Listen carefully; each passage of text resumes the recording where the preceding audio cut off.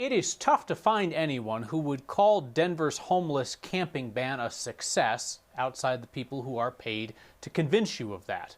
Yet Aurora Mayor Mike Coffman is introducing a similar camping ban for his city tonight. His conclusion after a week of pretending to be homeless for a TV news story was that homelessness is a choice. Our Marshall Zellinger takes a look at the impact of camping bans in the cities that have them. One night each January, the Metro Denver Housing Initiative counts the number of people experiencing homelessness. The COVID pandemic, we're confident, made it worse. Matt Meyer is the executive director and explained that the one-night snapshot did not take place this year. But here is what the survey found in previous years. In 2020, there were 996 unsheltered people in Denver on that one night in January, 554 in 2019. Camping bans exist in Denver, Boulder, Centennial, and Parker. In many of communities with camping bans, we've seen those numbers continue to increase. The unsheltered numbers continue to increase despite the ordinances. Today, Aurora Mayor Mike Coffman detailed his plan for a city camping ban. It would first start with a warning and an offer to move someone to a shelter before issuing a citation. Last year, Coffman posed as a homeless veteran for a week, even spending one night on a Denver street. He was not cited, and honestly, it's rare for anyone to be cited in Denver.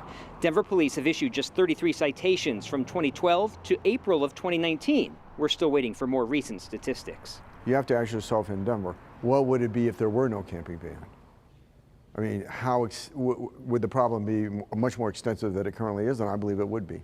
In Boulder, the one-night snapshot of unsheltered people was 118 in 2020, 53 in 2019, and 158 in 2018.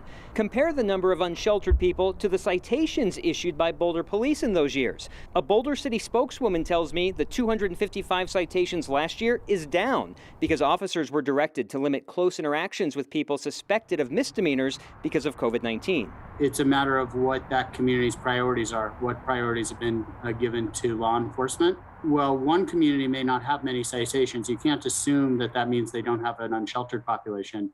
It may be that that unsheltered population isn't that visible, so the community isn't as concerned about it.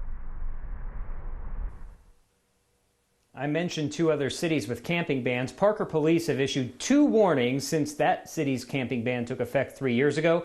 3 citations in Centennial, but Centennial's ban is only on city-owned property. This whole talk about the Aurora proposal, though, Kyle, is moot until the city council starts debate because city council needs to approve it first.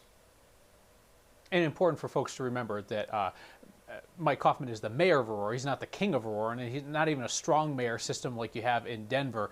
He doesn't have that kind of power out there. So, Marshall, if this isn't about something that may immediately become law or ordinance in Aurora, could it possibly just be a red meat campaign issue while city council elections go on there?